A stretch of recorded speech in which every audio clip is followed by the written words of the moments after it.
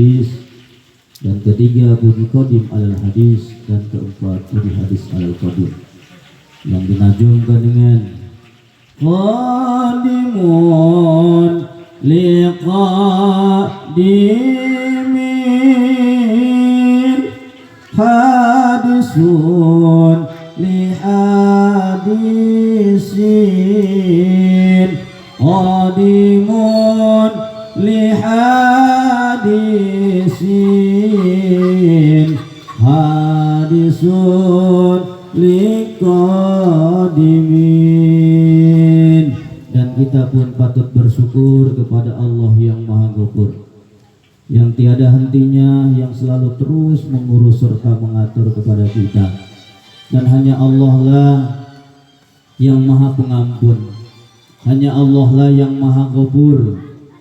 Apapun perbuatan dosa kita, baik dosa besar maupun dosa kecil, yang sanggup untuk mengampuni dosa-dosa kita hanyalah Allah yang Maha Pengampun, yaitu Allah yang Maha Ghafur.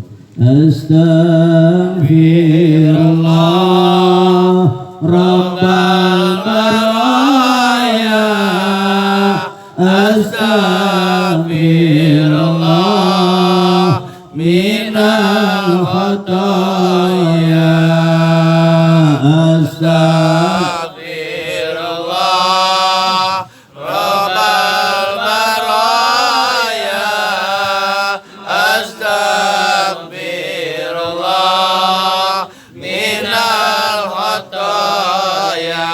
Hidup di dunia untuk mengabdi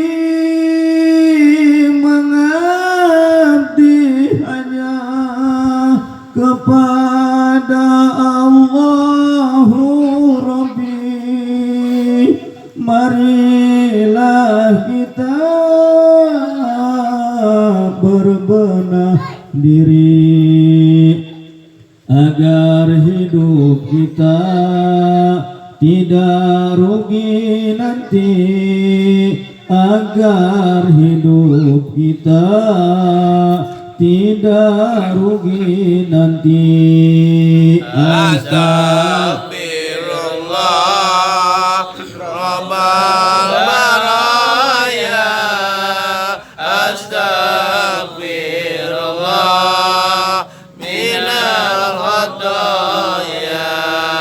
Hidup di dunia tidak kekal abadi, manusia hidup pasti akan mati. Marilah kita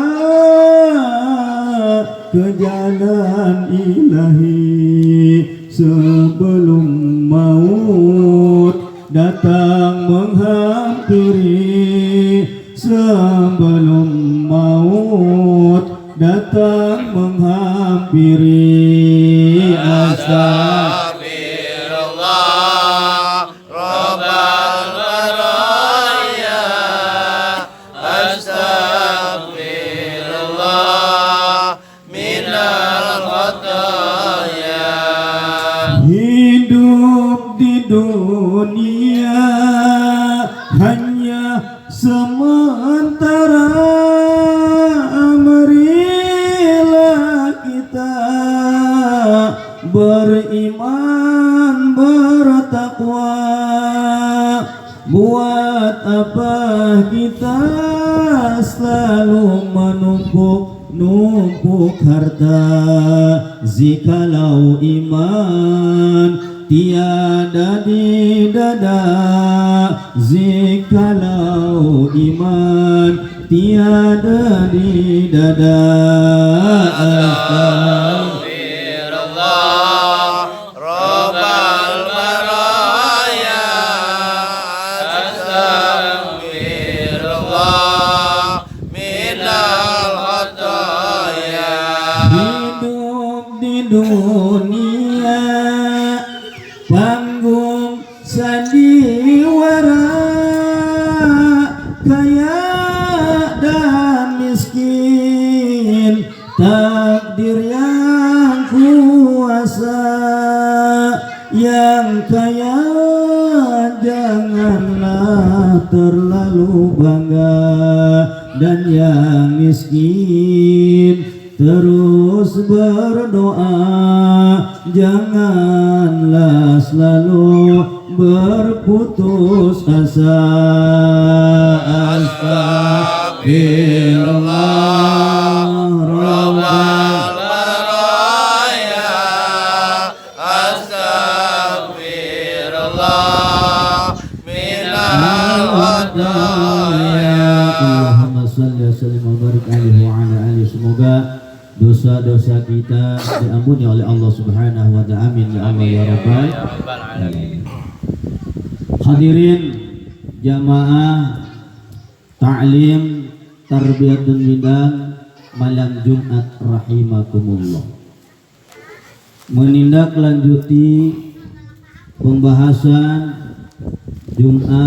malam Jumat yang lalu, kita masih menerangkan tentang masalah yaitu kewajiban kita selaku manusia yang hidup di alam dunia ini mesti dan mau untuk mengabdi dan beribadah kepada Allah Subhanahu wa ta'ala.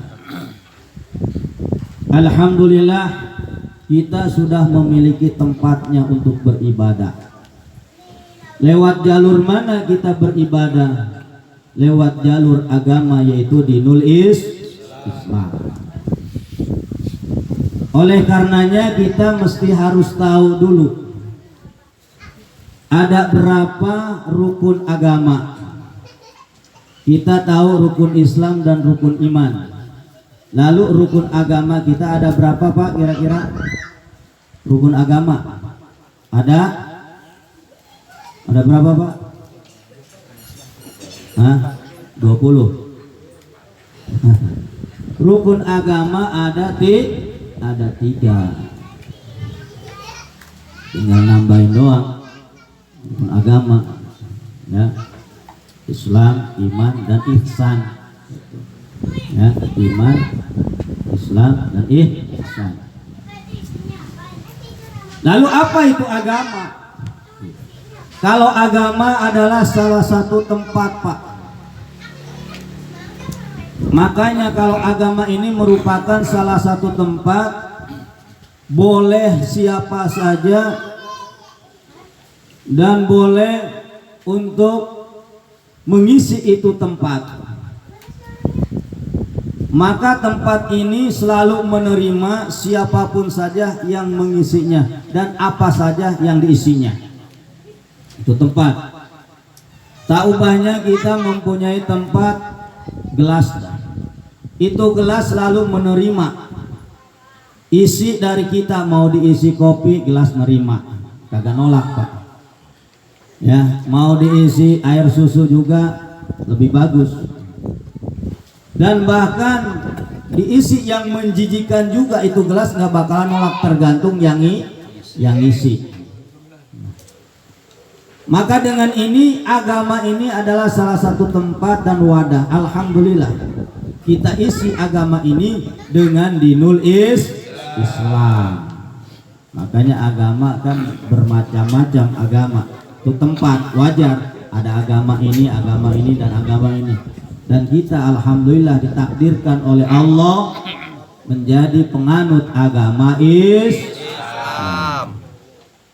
Kalau kita merasa penganut agama Islam, kita harus anut Pak kepada ajaran Islam. Jangan nganut kepada yang lain, kita ajaran Islam aja. Kalau kita merasa pemeluk agama Islam, kita peluk tuh agama Islam erat-erat. Tahu banyak kita memeluk dulu kekasih kita. Saking rindunya kita, lama tak jumpa kita peluk. Ya Islam juga kita peluk erat-erat. Jangan kita lepaskan kalau bisa dari jiwa dan raga kita. Agama haknya adalah aturan. Makanya semua agama punya aturan. Baik agama luar dan lain sebagainya punya aturan. Saya yakin setiap agama pasti punya aturan. Untuk siapa ini aturan? Aga dan gaknya ini adalah harus digarap. Setiap aturan pasti ada garapannya, harus digarap. Artinya garapan ini harus dikerjakan, itu aturan. Kalau ada aturan kagak dikerjakan, ya sama aja bohong, cuman punya aturan doang, tapi enggak dilaksanain. Lalu emaknya apa? Agama emaknya adalah manusia yang pantas dikasih aturan, yang pantas untuk mengerjakan atau garapan adalah manusia. Makanya yang punya aturan manusia, yang harus garap juga manusia. Enggak ada binatang, enggak ada ya yang garap ibadah. Hadirin jamaah rahimakumullah. Lalu apa aturannya? Aturannya ini yang diajarkan oleh baginda Rasulullah sallallahu alaihi wasallam, terutama yang paling utama yaitu kita mengerjakan sholat yang 5 waktu setelah kita sudah mengenal syahadat. Setelah kita sudah mengenal syahadat, makanya syahadat ini awal daripada pondasi kita. Awalu dini ma'rifatullah. Awalnya agama ini harus kenal dulu dengan Allah, yaitu konteksnya itu baca 2 kalimat syahadat. Baca 2 kalimat syahadat ini di samping kita harus merasa disaksikan oleh Allah dan akan disaksikan selalu oleh Allah. Maka kita jangan mentang-mentang Pak nggak ada yang melihat berbuat salah, dan juga berbuat baik jangan mentang-mentang nggak lihat, ada yang nilai. Berbuat baik ada yang nilai, berbuat salah juga ada yang mantau. Siapa? Allah. Dan juga Allah punya menteri, Allah punya pesuruh. Siapa? Malaikat munkar dan malaikat nakir, pencatat amal baik dan amal buruk. Terkadang kita berbeda. Kita lebih takut kepada atasan ketimbang takut kepada Tuhan. Kita lebih takut kepada pengawas kita daripada takut kepada Allah. Ketika ada pengawas, seorang kerja nih Pak, oh ada pengawas, oh kerjanya pura-pura rajin, apa aja dipegang, ya, yang kagak dipegang ya dipegang. Ada apa? Ada pengawas, ada mandor. Tapi ketika nggak ada, ya pura-pura aja, duduk aja. Ya. Ini kerjaan siapa? Kerjaan saya dulu. Kata Imam Murid. Dulu saya kalau ada mandor, pura-pura. Kalau nggak ada biasa aja. Nah, itu contoh kepada manusia. Maka kita kepada Allah harus lebih dari itu sesungguhnya dan sebenarnya. Kenapa demikian? Karena Allah ini maha melihat. Penglihatannya berbeda dengan manusia. Manusia baru dialangin, ya, satu helai saja dialangin, maka tidak akan terlihat. Tapi Allah mau dijagain berapa lapis tembok, baja bahkan, Allah maha melihat. Maka kita harus waspada. Ketika kita merasa dilihat oleh Allah, kalau kita berbuat kurang baik atau tidak baik, maka hentikanlah. Kalau kita merasa dilihat oleh Allah, ketika kita melaksanakan kebaikan, perbaikilah kebaikan kita. Maka agar supaya punya nilai dari Allah Subhanahu wa ta'ala. Hadirin jamaah rahimakumullah, maka dengan ini mari kita laksanakan ibadah yang pokok. Karena sholat ini adalah salah satu ibadah yang dipokokkan, yang diutamakan. Kenapa demikian? Karena baginda Rasulullah Sallallahu Alaihi Wasallam sangat amat sayang terhadap umatnya. Ketika meninggalnya pun baginda Rasul memberikan suatu wasiat pada umatnya, yang diingat adalah umatnya, ummati as-shalah. Baginda Rasul enggak mengingat keluarganya, baginda Rasul nggak ingat kepada harta dan jabatannya, akan tetapi yang diingat selalu umat dan umatnya. Maka kita harus bangga punya nabi kita, Nabi besar Muhammad sallallahu alaihi wasallam. Kenapa sholat harus ditegaskan? dan harus dikerjakan serta diwajibkan. Karena di dalam sabda baginda Allah, awwalu ma yuhasibul abdi yaumal qiyamah as-shalah. Nanti yang paling pertama dan paling awal dipertanyakan, dihisab oleh Allah Subhanahu wa taala tentang masalah salat. Wa in saluha salat sairi amali, fa in basadat basadat sairi amali. Kalau memang salatnya baik, maka amal seluruhnya akan menjadi baik. Sebaliknya, kalau salatnya kurang baik, bahkan tidak baik, maka amal apapun saja ikut-ikutan juga tidak baik dan kurang baik. Maka mari dari mulai sekarang perbaiki dulu sholat kita. Kenapa? Karena sholat ini adalah tolak ukur dalam segi ibadah, dalam ibadah apapun saja. Hadirin jamaah rahimakumullah yang senantiasa dirahmati oleh Allah Subhanahu wa taala. Dan di samping itu pula sholat ini adalah salah satu kekuatan dari agama kita, yaitu dinul Islam. Apa kekuatannya? As-salatu imaduddin. Salat ini tiangnya agama. Maka Pak, bicara masalah tiang, kita bisa melihat tiang-tiang rumah kita. Kalau tiang rumah kita kuat, kokoh, bagus, baik, maka kita tenang aja diam, ya kita tenang mendiami itu rumah. Tapi kalau sudah melihat tiang kita doyong, bahkan mau roboh, bahkan di situ kita udah ragu-ragu, wah jangan-jangan kena angin ini rubuh. Nah di situ kita punya kehati-hatian. Maka agama juga harus begitu, tiangnya harus kuat, harus kokoh. As-salatu imaduddin. Salat ini merupakan tiangnya agama kita. Maka jangan berleha-leha, jangan tenang-tenang, atau jangan anggap sepele tentang masalah sholat. Karena sholat ini ada tata caranya, ada aturannya, agar bagaimana caranya sholat kita mendapatkan keabsahan atau disahkan. Kalau masalah diterima enggaknya bukan urusan manusia, tapi untuk masalah sah dan enggaknya itu ada nilaian manusia. Kenapa? Karena ada bab ibadah sholat, ada bab fikihnya untuk tata cara ibadah sholat, bagaimana cara ruku, bagaimana cara takbiratul ihram, bagaimana cara iktidal, cara sujud dan lain sebagainya. Itu boleh ditanyakan kepada guru-guru kita. Tapi untuk masalah diterima enggaknya, kita jangan bertanya sama guru, Pak Guru, kira-kira sholat saya diterima apa enggak? Tidak akan bisa menjawab.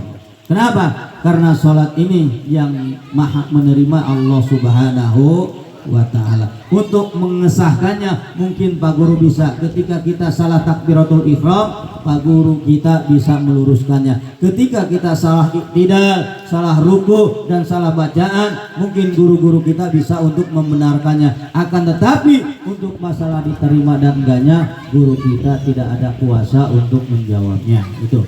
Hadirin jamaah rahimakumullah, mungkin hanya inilah dulu yang bisa saya sampaikan. Terima kasih dan mohon maaf bila ada kata-kata yang kurang tersusun dan kurang nabi. Pada intinya dan pada dasarnya kesimpulannya, mari kita jaga sholat kita, perbaiki sholat kita, rapihkan sholat kita. Mohonlah kepada Allah agar supaya kita selalu dibimbing oleh Allah Subhanahu wa ta'ala, jangan sampai sholat kita tertinggal. Amin ya Allah ya mujibati sa'ilin. Hadanallahu wa iyyakum ajma'in. Ihdina siratal mustaqim. Assalamualaikum warahmatullahi wabarakatuh.